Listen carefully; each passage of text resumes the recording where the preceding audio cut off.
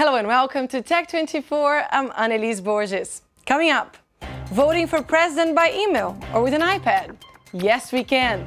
The word of the week is election. And in today's show, we discuss the future of the voting process. And in Test 24, we check out the new console that promises to change the way you play. The Wii U hits the shelves in the US and in Europe in the coming weeks. Did you know that in the US, people can vote by email and using an iPad? Or that in Iceland, the new constitution was drafted with the help of social media? New voting technologies can potentially save time and money, allowing more people to take part in the election process. But some experts worry that security flaws still pose a risk and say that national elections are decades away from going fully online. Is e-voting the future of democracy?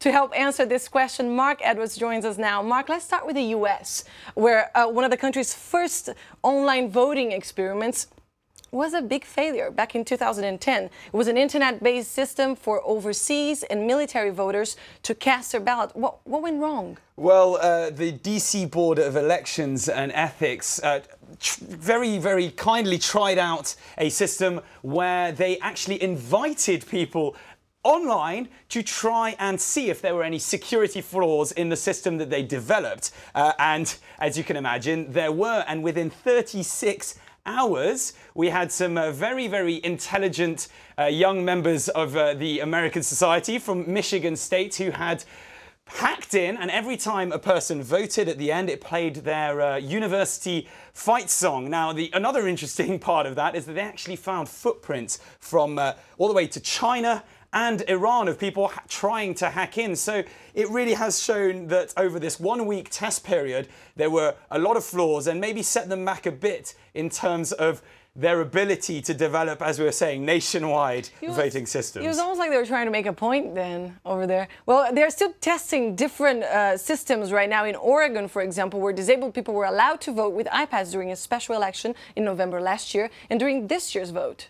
Well, I think it's a fantastic thing, you know, especially for people who are unable to actually physically go to a voting ballot. And also, yes, you can go to send in via mail, but that involves a lot of different things.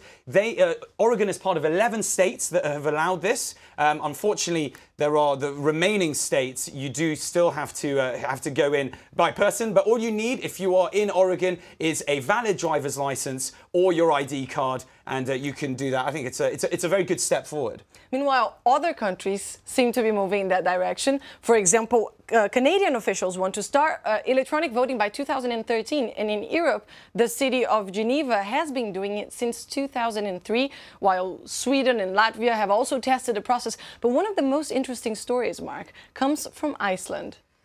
I mean, this is incredible. A piece of legislation was actually passed using social media sites. Now, what they've actually done is they've encouraged people to come online and effectively to vote for something that they wanted changed. Now, in particular, you look at the capital, Reykjavik. They've got their own website there called Better Reykjavik. Now, for instance, you are a Reykjavik citizen and you feel that potentially in certain areas late at night there is not enough of a police presence. You could go online and petition for it. And if you get enough votes, then the city council is forced to actually put it out to vote and can pass on that legislation. So technically, you want your bin man to come on a Tuesday rather than a Thursday. Get all your pals involved, get all of their pals involved, and then hopefully you'll have enough people to make an actual change. And this is great. I mean, this is technology at the very forefront of making a difference and making things happen. There's also another interesting example from Estonia where the whole process is done online. They even have their own name for it. They call it iVoting. 5 consecutive elections since 2005 have been used with iVoting. Now, they're very proud of the fact they've got a very secure national ID card. They're at the forefront in terms of e-commerce. They use that a lot. And so it's sort of a natural development for them. It's not really a big deal. It's just something they've been doing for years. And in fact, they've seen a 2.6% bump in the number of people voting. And I think that really is the essence of this. There are a lot of people these days who can't be bothered or can't physically go to the ballot boxes, and this would make their lives a lot easier. And it really is. It's the future. That's what we've got to be looking at. But security flaws. Exactly. There are questions, though, that the questions about implementation that need to be considered. For example, voter privacy. In democracies, votes should be secret. What are the solutions used in some of the countries where online voting is already underway?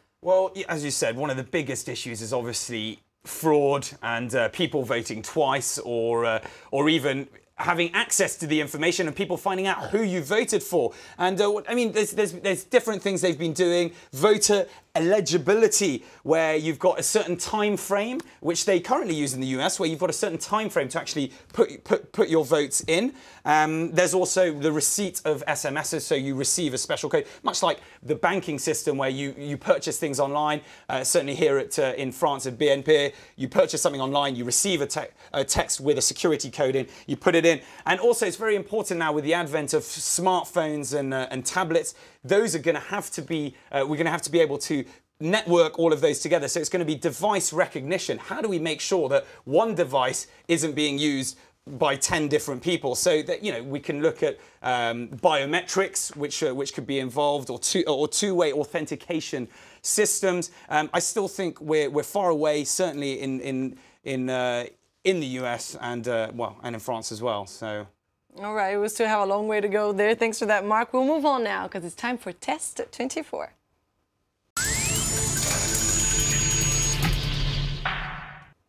Nintendo announced the successor to the Wii during the E3 in Los Angeles. Now, more than a year later, the Wii U is finally hitting the shelves. The new console supports high-definition graphics and has 2 GB of memory, 1 GB of system memory, and the same for game memory, which is 20 times greater than the previous Wii. It also features a new controller called the Wii U Gamepad with an embedded touchscreen that allows you to continue playing even when the television is off.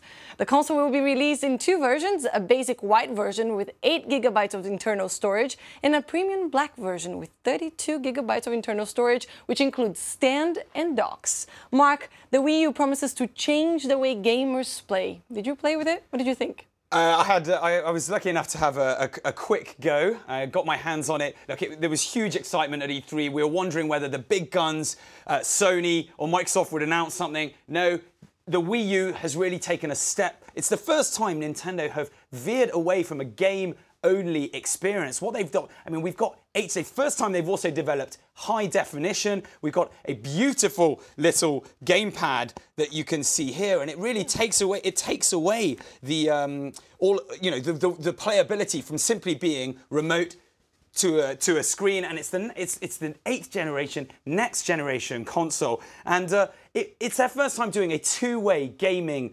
experience. And I think in particular, it's going to be something which, for families, much in the same way as the Nintendo Wii when it first came out, was families a chance to play, tennis games and mess around with that sort of thing. This is actually more of a chance to make sure that your children are able to go off and continue playing their game, away from the TV, and it's this whole idea of being able to share. So we don't really, say you want to watch your favorite program on TV, your kids are playing on the Wii U, they can just grab the pad and take it aside. And that's fantastic. Thanks for that, Mark. And just a reminder to our viewers, the Wii U is coming out in North America on November 18th, here in Europe and in Australia on November 30th, and on December 8th in Japan. Nintendo expects to sell some 5.5 million Wii U consoles by March 2013.